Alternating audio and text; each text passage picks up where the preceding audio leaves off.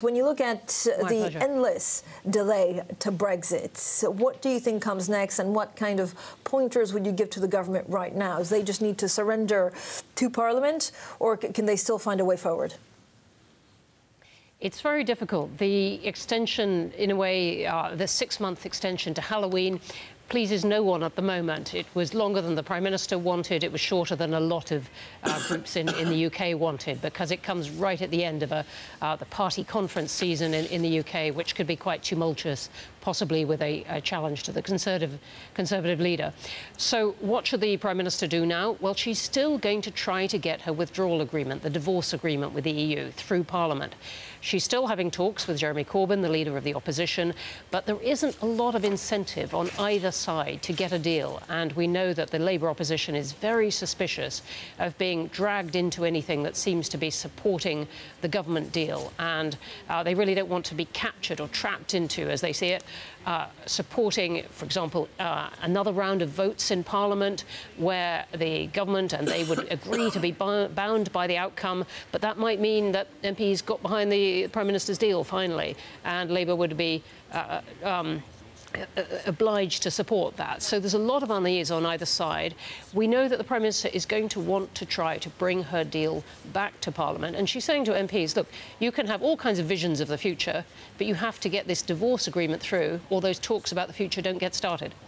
Brexit has been pretty shambolic. How can the UK actually repair its reputation?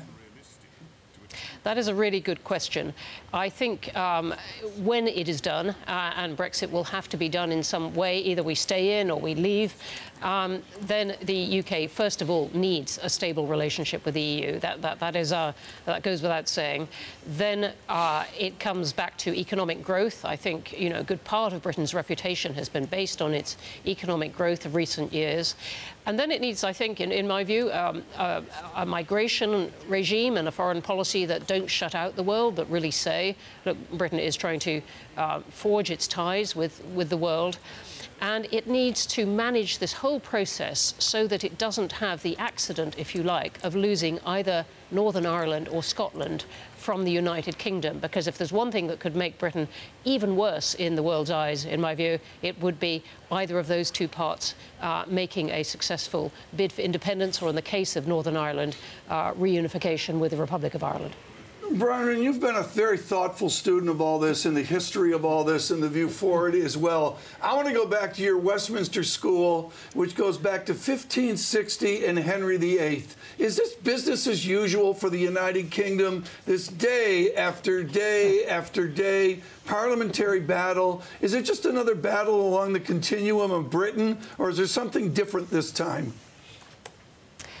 I would say that this is, in a way, business as usual. I'm not one of those who think the whole Constitution is broken. The British Constitution has been a very flexible thing. As we all know, it's not codified in the way the US Constitution is, very carefully written down. And I think we have a political crisis. We have one that could lead to a social and economic upheaval. But in my view, we don't have a constitutional crisis. The mechanisms, Parliament challenging the government, the two of them in a tug-of-war, this is the way it is set up.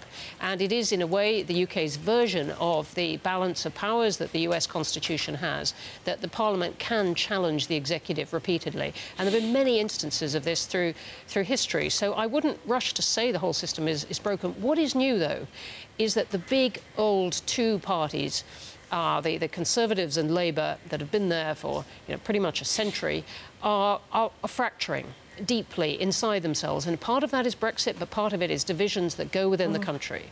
And what we're seeing is that the UK is now, it's a big, complicated country with a population heading for 70 million, lots of different kinds of people, different regions with their own very separate identities. And the question for any politicians, any party, is how you speak to all of that. And we may be looking at a future where you get a much more complicated political scene.